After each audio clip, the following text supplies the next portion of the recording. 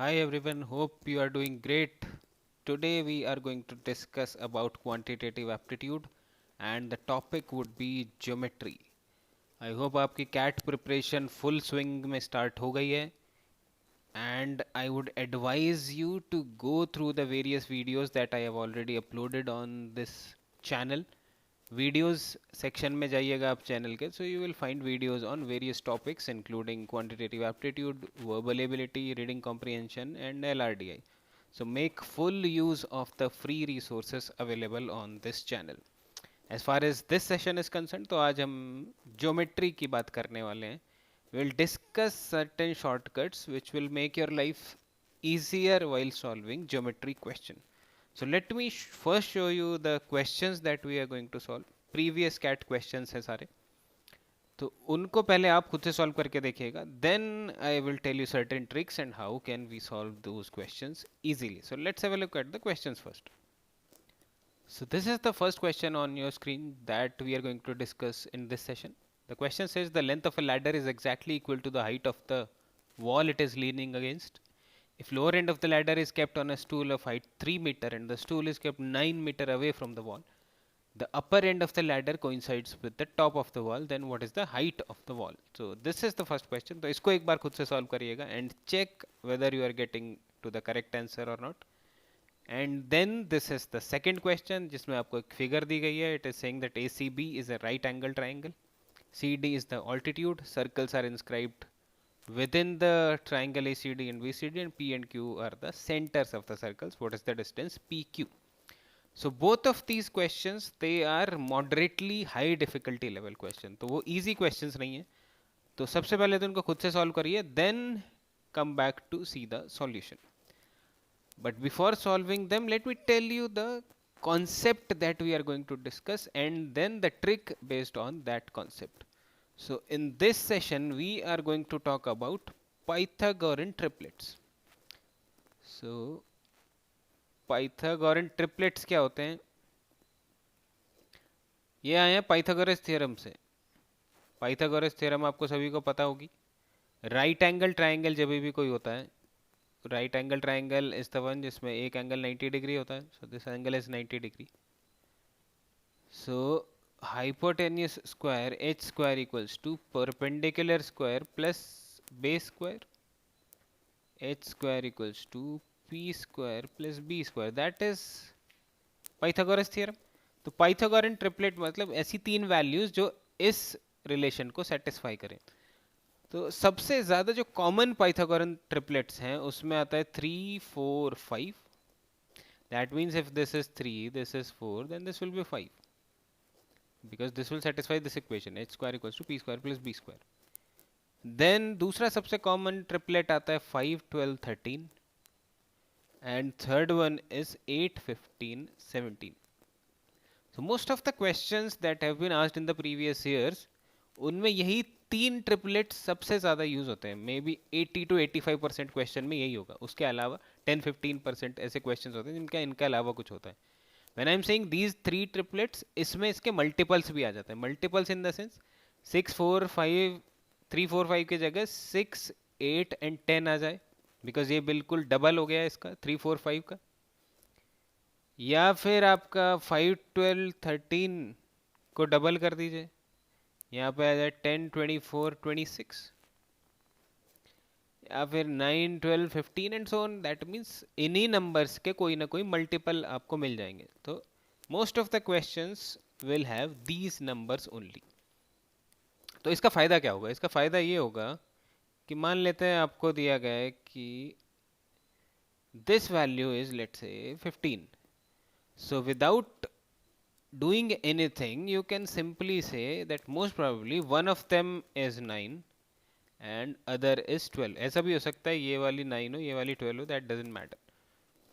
But आपको इतना ज़रूर पता लग जाएगा कि ये इस रेशो में एक पॉसिबिलिटी बन जाती है. तो इस ट्रिक का हम यूज़ करेंगे while solving the question.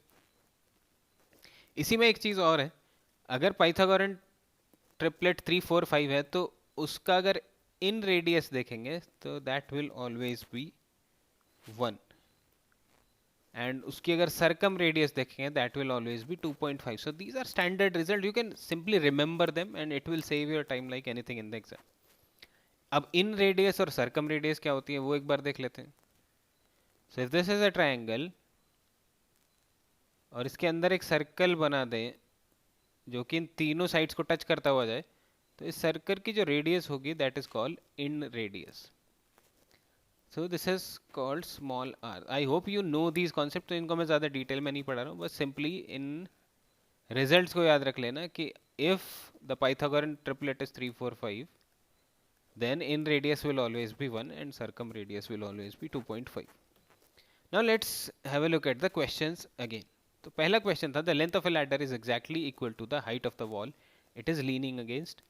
If the lower end of the ladder is kept on a stool of height 3 and the stool is kept 9 meter away from the wall, then the upper end of the ladder coincides with the top of the wall and the height of the wall is how much. So this is, let's say the wall, इससे 9 metre distance पे there is a stool of height 3 metre और stool पे रखी हुई एक ladder जो कि top and से ज्वाइन कर देते हैं हम. सो this is how it is. This is the ladder. Ladder को हम मान लेते हैं लेट्स से एक्स है.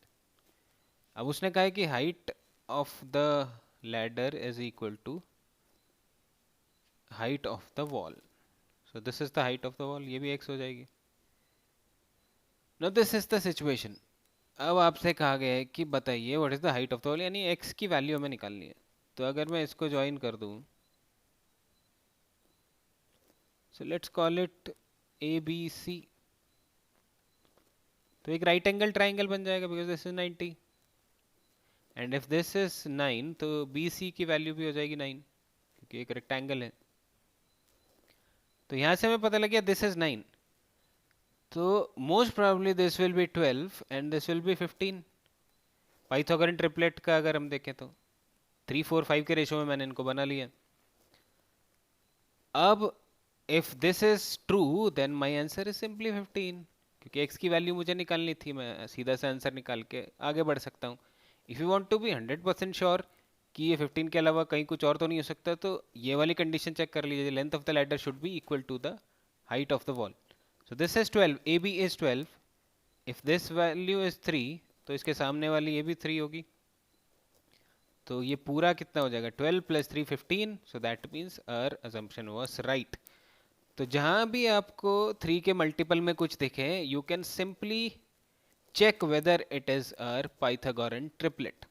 तो इस क्वेश्चन में आपको कुछ नहीं करना पड़ा, सिंपली आपने एक 9 वाली वैल्यू देख के आपने अंदाजा लगा लिया कि दिस कुड हैव बीन 15 और उसको फिर आपने रीचेक कर लिया as per the given condition. So the correct answer here is simply 15. तो इसमें आपको मुश्किल से 10 सेकंड लगेंगे सॉल्व करने में. क्या आपने भी ऐसे ही सॉल्व किया था जिन लोगों ने सॉल्व करके देखा था? Do tell me in the comment box. अब चलते हैं दूसरे क्वेश्चन पे. ये थोड़ा और डिफिकल्ट है इसमें क्योंकि कॉम्प्लेक्सिटी इन्होंने बढ़ा दी है. तो A B C is a right angle triangle जिसका ये वाला एंगल इज 90, सी वाला.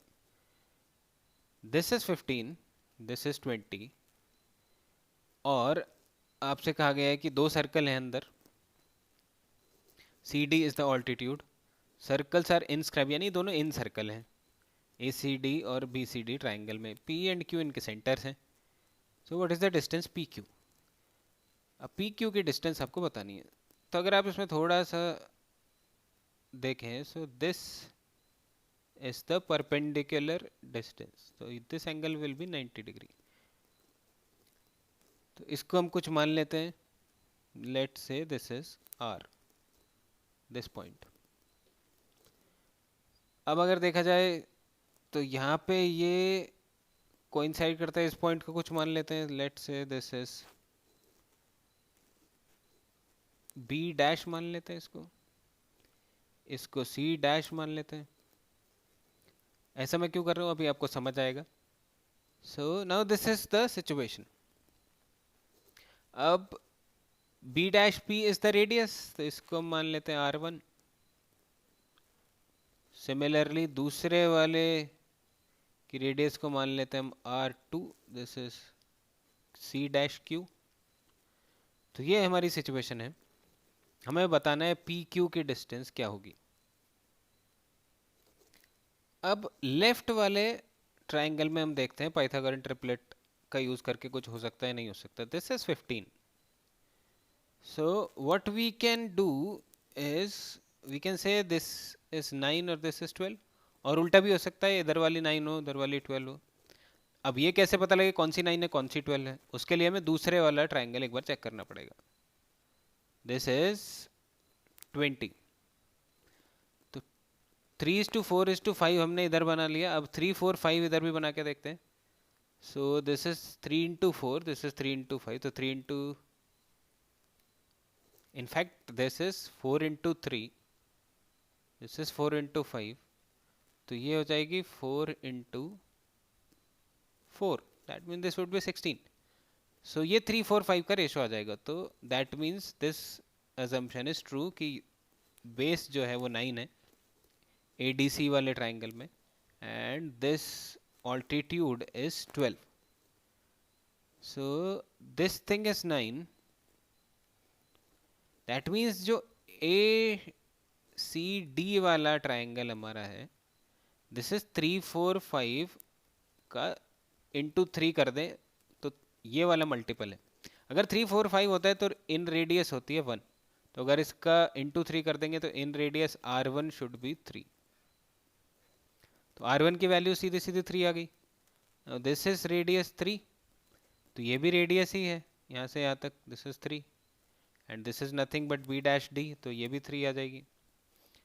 सिमिलरली अब आ जाते हैं हमारे राइट वाले ट्राइंगल में, ट्राइंगल BCD में। यहाँ पे इट इज 3 4 5 का रेशो इंटू 4 मल्टीपल में, क्योंकि दैट इज व्हाट 12 16 एंड 20। तो यहाँ पे इन रेडियस R2 कितनी हो जाएगी 1 इंटू 4, 4 गुना, तो 4 आ जाएगी R2। सो ये भी रेडियस ही है इसकी, तो दिस विल ऑल्सो बी 4, और ये इसके सामने ये थोड़ा फिगर में सही नहीं लग रहा है क्योंकि मैंने हाथ से ड्रॉ करा है, otherwise this will be same. So this is 4, that means PR will be equal to 7, and अगर आप देखें तो QR will be nothing but R2 minus R1, because QC dash is R2 and this value here is RC dash is R1, so QR will be R2 minus R1। R2 हमारे पास है 4, R1 भी हमारे पास है that is 3, so QR will be equal to 1। अब हमारे पास एक right angle triangle बन गया which is PQR। we have QR as 1, we have PR as 7, and we need to find out PQ। Simple सा Pythagoras theorem लगा दीजिए, PQ square should be equal to 1 square plus 7 square which is 49, so PQ square is 50 and PQ will be nothing but root 50, so the correct answer here is option number 2। so this question was a bit tricky one, लेकिन अगर आपको Pythagorean triplet की knowledge अच्छे से है तो ये question भी इजीली सॉल्व किया जा सकता था, otherwise it was a difficult question. तो आई होप आपको पाइथागोरन ट्रिपलेट का कॉन्सेप्ट समझ आया होगा, और ये वाले ट्रिपलेट्स आप याद रखिएगा and they will help you like anything in your exam. ज़रूरी नहीं है कि हर क्वेश्चन में यही ट्रिपलेट्स आएंगे, लेकिन अगर आ जाते हैं तो आपका टाइम सेव हो सकता है। तो will again meet with some new tricks of quantitative aptitude. Till then, keep learning.